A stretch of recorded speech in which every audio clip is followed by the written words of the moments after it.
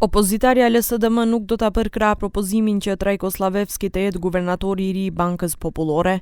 Koordinatori i grupit të deputetëve Oliver Spasovski shpjegoi se kjo është zgjedhje partijake, jo zgjedhje e një eksperti, që për ta është e papranueshme ai të jetë në një funksion kaq të rëndësishëm.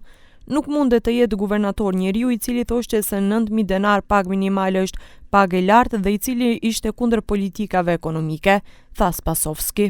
Ние нема да го поддржиме предлогот за гувернер, заради тоа што сметаме дека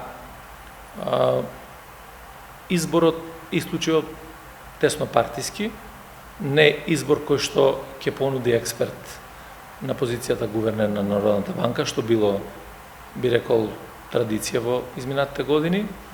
Од председател на Совет на град Скопје доаѓа како гувернер на Народната банка. Kryeministri Mickoski, nga ana tjetër, tha se grupi parlamentar i VMRO-DPMNE-s do të votojë për zgjedhjen e Slaveskit, duke thënë se kandidati propozohet nga presidenti i shtetit. Propozimi për zgjedhjen e Slaveskit si guvernator është tashmë në procedurë parlamentare, por ende nuk dihet se kur do të caktohet seanca. Zgjedhja e tij në kuvent kërkoi një shumicë të thjeshtë prej 61 votave, të cilën shumica i ka në kuvent. Тоа е одлука на председателот на државата, не е одлука на владата. Согласно устав, председателката на државата го понесува тој предлог, така што немам што да коментирам.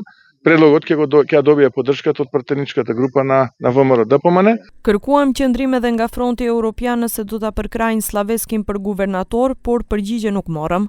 Slaveski aktualisht është kryetari i Këshillit të qytetit të Shkupit dhe duhet ta zaventojë guvernatoren e deri tani Anita Angelovska-Bezhovska.